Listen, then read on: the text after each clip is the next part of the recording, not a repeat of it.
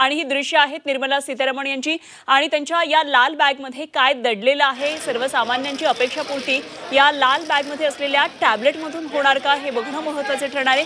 Photo session सध्या सुरू आहे आणि निर्मला सीतारमण या सध्या वित्त मंत्रालयाच्या इथून आता निघालेल्या आहेत आणि त्या आता काही वेळामध्ये राष्ट्रपतींकडे पोहोचतील।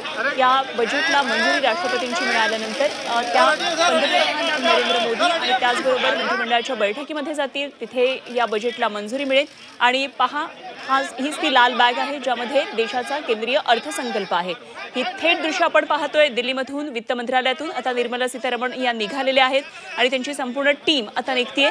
राष्ट्रपतींकडे जाऊन या बजेटला मंजुरी मिळवण्यात येईल आणि त्यानंतर पंतप्रधान नरेंद्र मोदी यांच्याबरोबर संसदीय मंत्रिमंडळाच्या बैठकीमध्ये या बजेटला मंजुरी मिळेल आणि त्यानंतर लोकसभेमध्ये निर्मला सीतारमण आज देशाचा हा केंद्रीय अर्थसंकल्प मांडतील। या अर्थसंकल्पामध्ये सर्वसामान्यांच्या अपेक्षांची पूर्ती होणार का हे आपल्याला पाहायचंय आणि त्याचबरोबर देशातल्या सर्वसामान्यांनी खूप मोठ्या अपेक्षा खरं तर या बजेटमध्ये ठेवल्यात आणि म्हणूनच जे यश मिळालेलं आहे भाजपला आणि एकंदरीतच गेल्या काही निवडणुकांमध्ये आपण पाहिलं तर कशा पद्धतीने सगळं यश मिळालेलं आहे आणि म्हणूनच ही अपेक्षांची पूर्ती होतीये का हे देखील बघणं महत्त्वाचं ठरणार आहे।